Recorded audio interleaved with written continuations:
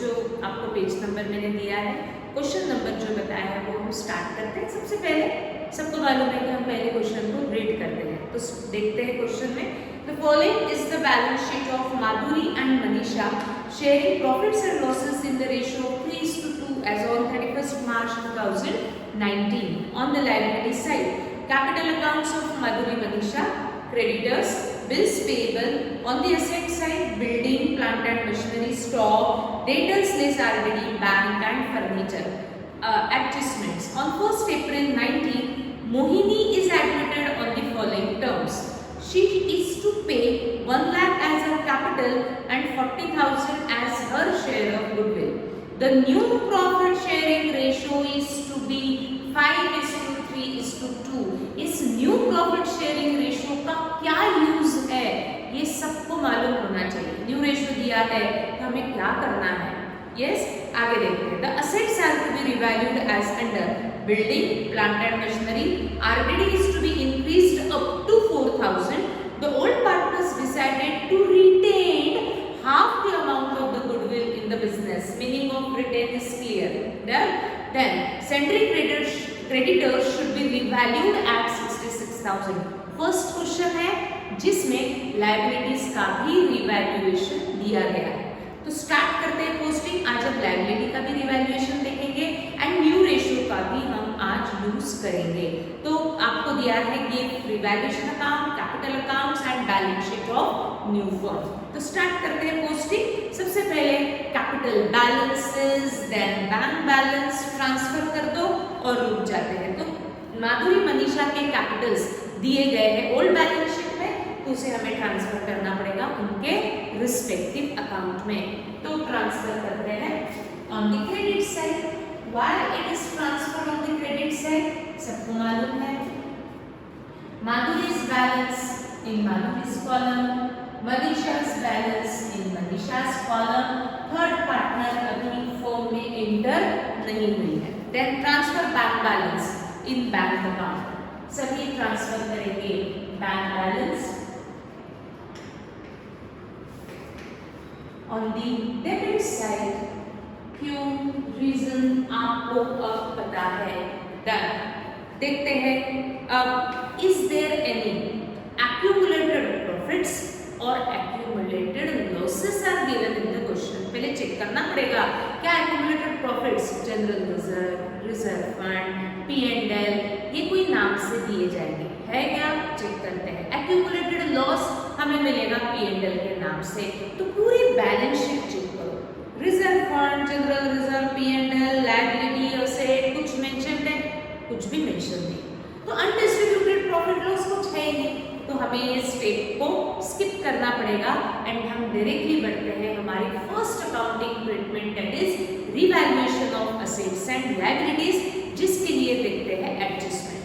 First 2 point ये new partner से related है, तो न्यू पार्टनर आएगा फॉर्म में आफ्टर रिवैल्यूएशन, तो हमें ये कंसिडर करना नहीं है। Point number 3, the assets are to be revalued as under building 1 lakh. इस रिवैल्यूएशन को हमें ट्रीटमेंट देना है कि building is revalued at 1 lakh, that means new figure of building रहने वाली है 1 lakh. Compare it with old value of building. Check करते हैं old value 72, new value 1 lakh, यानी 28,000 से बिल्डिंग की वैल्यू इंक्रीज हुई, असेट बढ़ गई। सबने डिसीजन लिया, लॉस हुआ कि प्रॉफिट हुआ। प्रॉफिट हुआ, इसलिए रिवैल्यूएशन अकाउंट के क्रेडिट में by building account 28,000 and revised figure of building हम पोस्ट करेंगे on the asset side. Building in the inner column 72,000 increased by 28,000 and revised figure of building हम पोस्ट करेंगे on the asset side. उसके बाद next revaluation, plant and machinery at 48,000। Plant and machinery की value revised होके आई है 48। तो check करते हैं old value of plant and machinery is 60 का प्लांट 48,000 पे आ चुका है, यानी 12,000 से प्लांट की वैल्यू रिड्यूस हुई, डिक्रीज हुई, रिडक्शन हुआ, असेट पे यानी लॉस हुआ। तो लॉस है तो हम पोस्ट करते हैं वो लॉस रिवैल्यूएशन अकाउंट के डेबिट में। To plant and machinery account 12,000। Revised figure of plant and machinery post की जाएगी on the asset side. Plant and machinery, old value of plant and machinery was 60,000, decreased value by 12,000, revised figure 48,000. Done? Now, next, RDD is to be increased up to 4,000. up to का meaning होता है आपको RDD का balance 4,000 तक race करना है। तो देखो पहले ओल्ड बैलेंस कितना था, तो ओल्ड बैलेंस था 2,000, वो आपको 4,000 तक रेस करना है, यानी हमें न्यू ऑलरेडी मेंटेन करनी है एट 4,000। 2,000 का बैलेंस 4,000 कैसे हुआ, तो हमें 2,000 इसमें ऐड करना पड़ेगा। हमारा आरडीडी जो 2,000 था वो 4,000 करने के लिए हमें आरडीडी के बैलेंस को 2,000 से बढ़ाना है। लॉस बढ़ रहा है, आरडीडी मींस लॉस, लॉस बढ़ रहा है, तो लॉस होने के कारण हम इसे पोस्ट करेंगे रिवैल्यूएशन अकाउंट के डेबिट में टू आरडीडी अकाउंट। 2,000 से लॉस बढ़ेगा and revised figure of debtors हम पोस्ट करेंगे असेट में salary debtors 42,000 and new RDD हमारी रहेगी 4,000। ये हमने काफी बार रिकॉर्ड किया हुआ है, तो इसमें डाउट एज सच नहीं होने चाहिए। यहाँ तक तीनों रिवैल्यूएशन एक बार रिवाइज करो। बिल्डिंग क्रेडिट में क्यों लिखा, 28 क्यों लिखा, ये एक बार रिवाइज करो। प्लान या अमाउंट हमने डेबिट में क्यों लिखा, आरडीडी हमने डेबिट में क्यों लिखी, रिवाइज फिगर कैसे मेंशन किया। मैं 2 मिनट रुक रही हूँ, फास्ट इसको रिवाइज करो, फिर हम नेक्स्ट रिवैल्यूएशन में बढ़ते हैं। जल्दी से रिवाइज करेंगे सभी। Building old value new value के साथ कंपेयर किया, डिफरेंस 28 था। ये डिफरेंस मुझे बिल्डिंग में ऐड माइनस करना पड़ेगा, ऐड करने से बनता है आने वाला है, बट अकाउंटिंग में मैं ऐड माइनस नहीं कहती, मुझे डेबिट क्रेडिट करना है। तो या तो डेबिट करेंगे नहीं तो क्रेडिट। क्यों क्रेडिट किया, इसके पीछे क्या रीजन है, सबको समझा है। मैंने बिल्डिंग की वैल्यू में बढ़ा रही हूँ, यानी मेरा असेट बढ़ गया, प्रॉफिट हुआ। डन, क्लियर है सबको। बिल्डिंग चेक करो प्लांट एंड मशीनरी, दोनों वैल्यूज को कंपेयर करो और डिफरेंस फाइंड आउट करो। ये डिफरेंस आपके लिए प्रॉफिट लॉस रहने वाला है। प्रॉफिट लॉस कैसे समझेंगे, अगर एसेट की वैल्यू बढ़ती है तो मेरे लिए अच्छी बात है, प्रॉपर्टी की वैल्यू बढ़ती है तो मेरी इनकम कम होती है, मेरे लिए लॉस। यहाँ पर प्लांट एंड मशीनरी कम हो रही है, यानी लॉस है, इसीलिए वो लॉस हमने रिवैल्यूएशन के डेबिट में शो किया एंड रिवाइज्ड फिगर डिडक्ट करके रिकॉर्ड की, इनकी वैल्यू कम हुई तो माइनस करना पड़ा। सबको क्लियर है।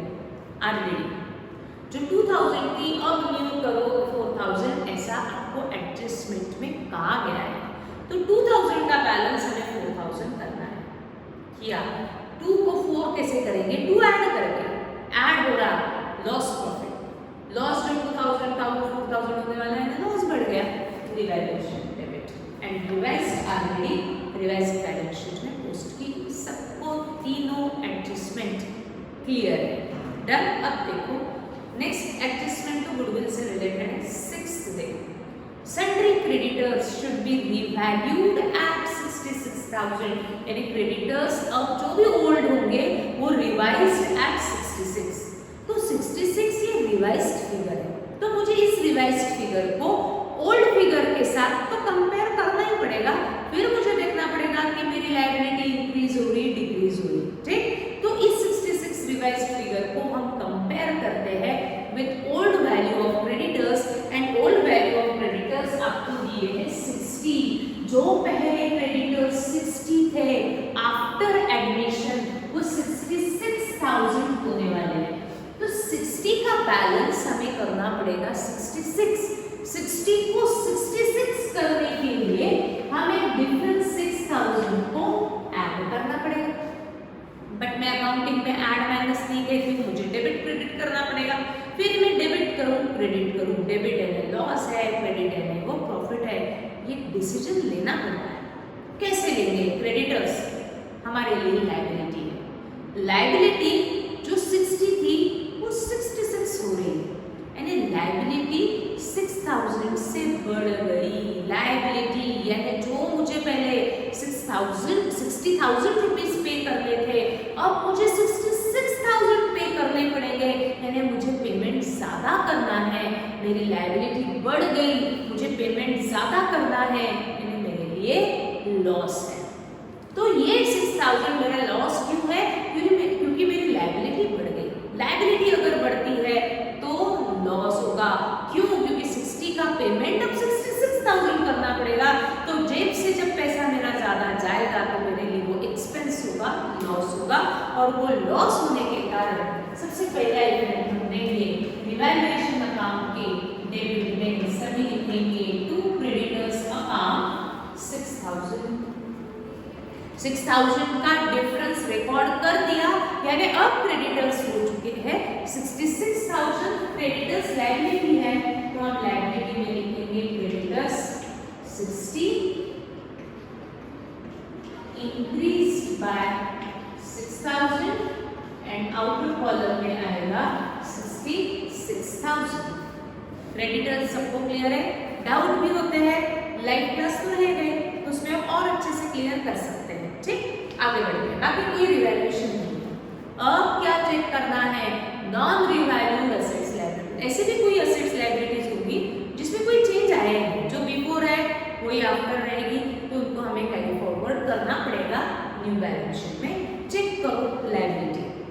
कैपिटल्स पोस्ट हो चुके हैं, क्रेडिटर्स रिवाइज्ड फिगर पे आ चुके हैं, बिल्स पेबल कोई रिवैल्यूएशन नहीं था, एज इट इज ट्रांसफर करेंगे। बिल्स पेबल 10,000 ट्रांसफर कर दिया। देन असेट्स चेक करते हैं। बिल्डिंग यस रिवैल्यूएशन हो चुका है, प्लांट एंड मशीनरी रिवाइज्ड हो चुकी है, स्टॉक कोई रिवैल्यूएशन नहीं है, एज इट इज ट्रांसफर करेंगे stock 48,000।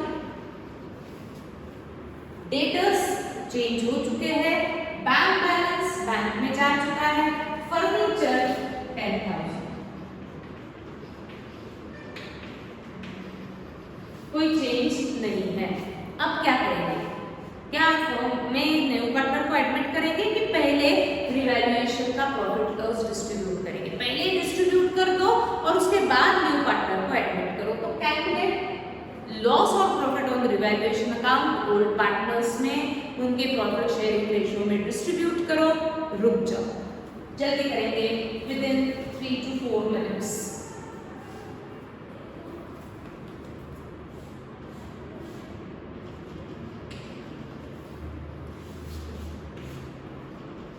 Credit is no, check करते हैं डिफरेंस। यस 8,000। 8,000 को डिवाइड करेंगे in their profit sharing ratio which is 3/5 and 2/5। पहले आप कैलकुलेट करो 8,000 into 3/5 करना है सबको calculate.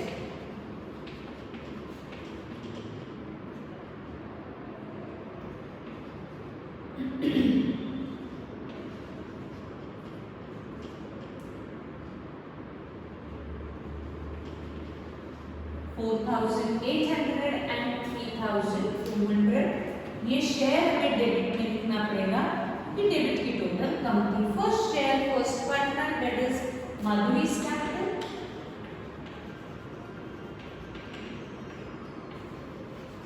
Second share second partner that is Manisha's capital.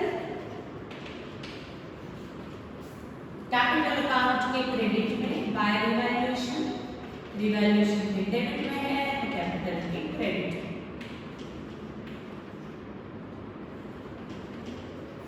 Now अब हमें करना है कि रिवैल्यूएशन का प्रॉफिट लॉस डिस्ट्रीब्यूट होने के बाद हम लेंगे न्यू पार्टनर को पार्टनरशिप फर्म में।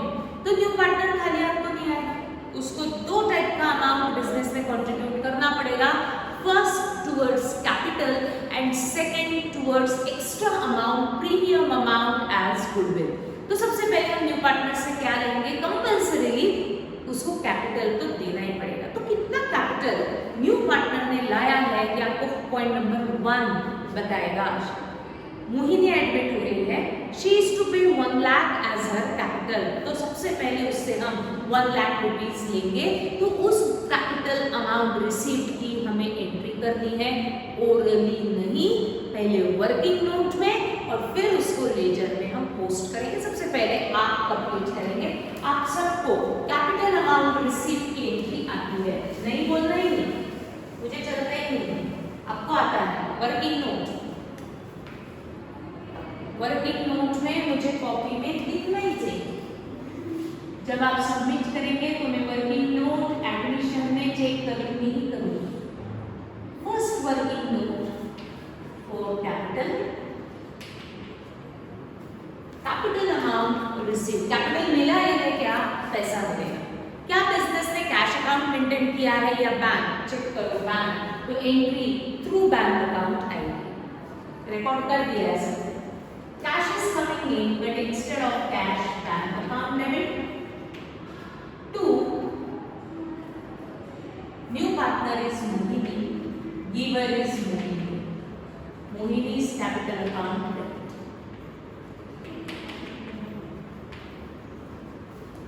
Bank to Mohini's capital. तो इसको हम लेजर में पोस्ट करते हैं। क्या इसकी कोई डिस्ट्रीब्यूशन की एंट्री आएगी? सोचो, क्या मिला हुआ कैपिटल हम ओल्ड पार्टनर्स में डिस्ट्रीब्यूट कर सकते हैं क्या? Answer is no. व्हाई? सबको मालूम है रीजन, ठीक।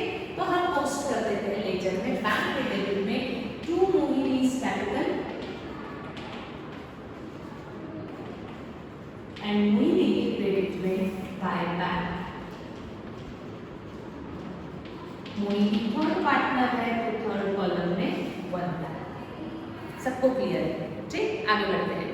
अब उससे हम एंट्री पे लेंगे एक्स्ट्रा अमाउंट जिसे हम कहते हैं गुडविल। बट गुडविल वो इमीडिएट भी दे सकती है या फ्यूचर में देने की भी रिक्वेस्ट कर सकती है। अगर वो फ्यूचर में देती है तो हमें कैसे पता चलेगा, ये आपको मालूम है क्या वो रेज वर्ड? अगर मैं चेक करती हूँ नहीं है, यानी गुडविल उसने इमीडिएट फॉर्म को दिया। तो सबसे पहले गुडविल अमाउंट रिसीव, देन मिला हुआ गुडविल डिस्ट्रीब्यूट करेंगे। उसने ओल्ड पार्टनर्स के लिए एक्स्ट्रा अमाउंट लाया है तो हमें ओल्ड पार्टनर्स में डिस्ट्रीब्यूट करना पड़ेगा। दैट मींस हम शो करेंगे अमाउंट पेएबल और उसके बाद पेड कब रिकॉर्ड करना है, सबको मालूम है, दिया है। Half amount retain, that means half amount withdraw. That means इस क्वेश्चन में हमें गुडविल की 3 एंट्रीज पास करनी है। Goodwill amount received, goodwill amount payable and goodwill amount paid. तो सबसे पहले गुडविल अमाउंट रिसीव्ड पहले आप कंप्लीट करेंगे sir.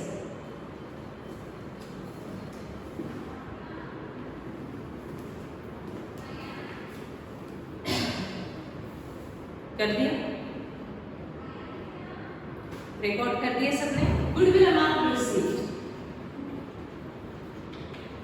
Yes, cash is coming in but instead of cash हमने बैंक अकाउंट में दे दिया है बैंक टू गुडविल।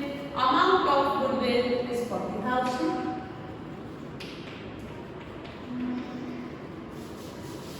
देन मिला हुआ गुडविल फर्म अपने पास नहीं रखती, ये ओल्ड पार्टनर के लिए उसने पैसा लाया है तो उसे हमें ओल्ड पार्टनर्स को इमीडिएट डिस्ट्रीब्यूट करना पड़ेगा। तो ओल्ड पार्टनर्स में पेएबल है तो पेएबल की एंट्री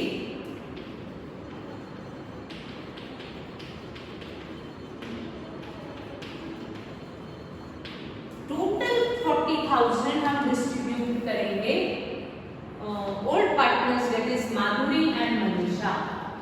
तो हमें लगेगा रेशो, किस रेशो में हम ये डिवाइड करते हैं पहले सोचना है। क्या वो रेशो हम कैलकुलेट कर सकते हैं क्या इस क्वेश्चन में, वो भी सोचना है। डिस्ट्रीब्यूशन सबको मालूम है, किस रेशो में होता है गुडविल अमाउंट डिस्ट्रीब्यूशन। किस रेशो में होता है? Sacrificing ratio. सैक्रिफाइसिंग रेशो हम तभी कैलकुलेट कर सकते हैं जब क्वेश्चन में आपको न्यू रेशो दिया जाएगा, और इस क्वेश्चन में दिया हुआ है। तो सैक्रिफाइसिंग रेशो हमें इस क्वेश्चन में कंपल्सरीली कैलकुलेट करना ही पड़ेगा। तो हम इसके बाद और एक एंट्री आने वाली है, तो leave some sufficient space and then write down calculation of sacrificing ratio. अच्छा, कौन सैक्रिफाइस करेगा? सारे पार्टनर्स इंक्लूडिंग न्यू पार्टनर भी सैक्रिफाइस करेगा कि सिर्फ ओल्ड पार्टनर सैक्रिफाइस करेंगे? सिर्फ ओल्ड पार्टनर सैक्रिफाइस करेंगे। क्यों क्यों करेंगे सैक्रिफाइस, और किस में करेंगे सैक्रिफाइस? तो प्रॉफिट में करेंगे सैक्रिफाइस। क्यों? क्योंकि पहले प्रॉफिट 2 में ही डिवाइड होता था, अब ये थर्ड पार्टनर आने के कारण प्रॉफिट डिवाइड होगा 3 पार्टनर्स में, तो वो प्रॉफिट में सैक्रिफाइस करने वाले हैं ओल्ड पार्टनर्स। तो सैक्रिफाइसिंग रेशियो कैलकुलेट होता है सिर्फ और सिर्फ ओल्ड पार्टनर्स के लिए, क्योंकि वही सैक्रिफाइस करने वाले हैं। तो ओल्ड पार्टनर्स के लिए मुझे कैलकुलेट करना पड़ेगा सैक्रिफाइसिंग रेशियो। प्रॉफिट में वो सैक्रिफाइस करने वाले हैं, तो मुझे प्रॉफिट को कंपेयर करना पड़ेगा। ओल्ड प्रॉफिट शेयरिंग रेशियो उनका क्या था और न्यू प्रॉफिट शेयरिंग रेशियो उनका क्या होने वाला है, इसका फॉर्मूला आपने ही मुझे लाइव क्लास में बताया था। क्या रहेगा सैक्रिफाइसिंग रेशियो? प्रॉफिट को मुझे कंपेयर करना है ओल्ड एंड न्यू, हाईएस्ट कौन सा रहेगा उनका? ओल्ड। तो क्या फॉर्मूला हमने बनाया था? Old ratio minus sacrifice, sorry new ratio, old ratio minus new ratio. कौन कर रहा है सैक्रिफाइस? सारे पार्टनर्स इंक्लूडिंग न्यू कि सिर्फ ओल्ड पार्टनर्स? Old partners. तो सबसे पहले हम कैलकुलेट करेंगे माधुरी के लिए। माधुरी फर्स्ट पार्टनर है, तो माधुरी का ओल्ड रेशियो, माधुरी का ओल्ड रेशियो, ओल्ड यानी प्रॉफिट शेयरिंग रेशियो 3:2 था। माधुरी फर्स्ट पार्टनर है, तो माधुरी का ओल्ड रेशियो था 3/5। तो माधुरी का न्यू रेशियो कितना रहेगा? न्यू रेशियो आपको दिया है point number 2। New profit sharing ratio is to be 5:3:2। तो न्यू रेशियो रहेगा माधुरी का 5, फर्स्ट शेयर है 5 अपॉन न्यूमरेटर में जो हम लिखते हैं, डिनोमिनेटर में जो हम लिखते हैं वो रेशियो का टोटल होता है। तो 5:3:2 इसका टोटल कितना है? 10। तो इसको माइनस करके हमें कैलकुलेट करना पड़ेगा। डिनोमिनेटर्स आर अनइक्वल, एक में 5 है एक में 10 है, तो इसको मुझे इक्वल करना है। इक्वल करने के लिए देखो हाईएस्ट क्या है 10, तो मुझे डिनोमिनेटर में 10 चाहिए। ऐसा भी कर सकते हैं या क्रॉस मल्टीप्लिकेशन करके भी हम इसे कैलकुलेट कर सकते हैं। अगर मैं क्रॉस मल्टीप्लिकेशन करती हूँ तो 3 × 10 30 माइनस 5 × 5 25 अपॉन 5 × 10 50, that is 5/50। ठीक, देन मनीषा का old share was 2/5 and new share is 3/10। Cross multiplication करके भी हम फाइंड आउट कर सकते हैं, या हाईएस्ट 10 है तो डिनोमिनेटर में दोनों के 10 आने का भी मेथड से हम रेशियो कैलकुलेट कर सकते हैं। तो मैं सिंपल तरीका ले रही हूँ, क्रॉस मल्टीप्लिकेशन 10 × 2 20 माइनस 5 × 3 50, डिनोमिनेटर में 10 × 5 50, that is 5/50। तो दोनों के डिनोमिनेटर्स इक्वल है 50-50। न्यूमरेटर का रेशियो लिया जाएगा 5:5, that means sacrificing ratio is 5:5। इसी को ही मैं कह सकती हूँ 1:1, that means sacrificing ratio equal है। तो मुझे डिस्ट्रीब्यूशन इक्वल करना पड़ेगा गुडविल अमाउंट का। चेक करो कैलकुलेशन सबको समझेंगे। यहाँ पे 5 है, तो दोनों में हाईएस्ट डिनोमिनेटर 10 है ना, तो हम 10 भी ला सकते हैं। तो यहाँ 10 एज इट इज रखेंगे। इस 5 को 10 करने के लिए मुझे 2 से मल्टीप्लाई करना पड़ेगा, न्यूमरेटर एज पर डिनोमिनेटर। तो उस केस में मेरा न्यूमरेटर रेशियो रहेगा 6/10 माइनस 5/10, दैट इज 1/10। ऐसा भी हम कैलकुलेट कर सकते हैं, सिंपल तरीका। 2/5 3/10, डिनोमिनेटर्स आर अनइक्वल, हाईएस्ट कौन सा है 10। क्या मैं इस 5 को 10 कर सकती हूँ क्या? यस, 5 के टेबल में 10 आता है, 5 2 जा 10। तो मुझे न्यूमरेटर को भी मल्टीप्लाई करना पड़ेगा एज वेल एज डिनोमिनेटर को भी मल्टीप्लाई करना पड़ेगा बाय 2। दैट मींस ये उस केस में आएगा 4 बाय 10 माइनस 3 बाय 10। तो डिनोमिनेटर इक्वल हो चुके हैं 4 माइनस 3 1/10। ऐसे कैलकुलेट करके भी हमारा रेशियो इक्वल ही आ रहा है। आप कोई भी मेथड से कर सकते हो। अगर यहाँ मुझे डिफिकल्ट जाता है सपोज, तो जब डिनोमिनेटर्स अनइक्वल है तो हम क्रॉस मल्टीप्लिकेशन से भी कैलकुलेट कर सकते हैं। 10 into 3, 5 into 5 and 5 into 10 सबको मल्टीप्लाई कर दिया तो भी रेशियो मेरा कितना आ रहा है 1:1। तो divide goodwill in sacrificing ratio, that means equally. Equal आया है ना रेशियो, तो इक्वली डिवाइड करो। तो 40,000 को अगर मैं इक्वली डिवाइड करती हूँ तो 20 लिख लो, पहले पूरा लिखो।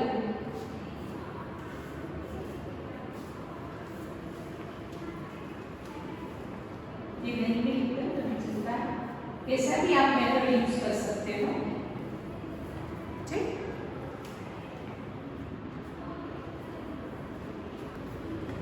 हो चुका है सबका, ये पूरा लिखना पड़ेगा। हो गया। अब जो मैंने गुडविल डिस्ट्रीब्यूट किया, मैंने शेयर कैलकुलेट करके रखे कि माधुरी को मिलने वाला है 20, मनीषा को मिलने वाला है 20। क्या उन्होंने अपने अपने शेयर विड्रॉ किए हैं? क्या दिया हुआ है? क्या दिया हुआ है? Point number 5, the old partners decided to retain half the amount of the goodwill. Retain half यानी वो बिजनेस में हाफ अमाउंट रिटेन कर रहे हैं, एज इट इज रख रहे हैं, तो रिमेनिंग हाफ उन्होंने विड्रॉ किया। तो विड्रॉ है तो मुझे पेड की एंट्री करनी है। गुडविल विड्रॉ किया यानी क्या विड्रॉ किया? कैश विड्रॉ किया। Cash is going out but instead of cash bank account credit. किसने किसने विड्रॉ किया? ओल्ड पार्टनर्स ने। माधुरी मनीषा लेकर के जा रहे हैं, that means Madhuri and Manisha receiver है। Debit the receiver, Madhuri's capital, Manisha's capital. Madhuri का जितना शेयर होगा उसका हाफ 20 का हाफ 10, मनीषा का जितना शेयर होगा उसका हाफ 20 का हाफ 10 इन्होंने विड्रॉ किया। कैश इज गोइंग आउट, तो जितना टोटल डेबिट उतना टोटल क्रेडिट। तो तीनों एंट्री को पहले आपको क्या करना है? तीनों एंट्रीज को पहले आप पोस्ट करेंगे लेजर में, आता है सबको। सारे अकाउंट्स क्लोज करो, पार्टनर्स कैपिटल, बैंक, ट्रांसफर करो बैलेंस शीट में, टैली करो। देखो टैली होता है, मैं भी कर रही हूँ में। पहले आप कंप्लीट करेंगे, पहले ये तीनों एंट्रीज को पोस्ट करना पड़ेगा, फिर अकाउंट्स क्लोज करने पड़ेंगे। करेंगे सभी?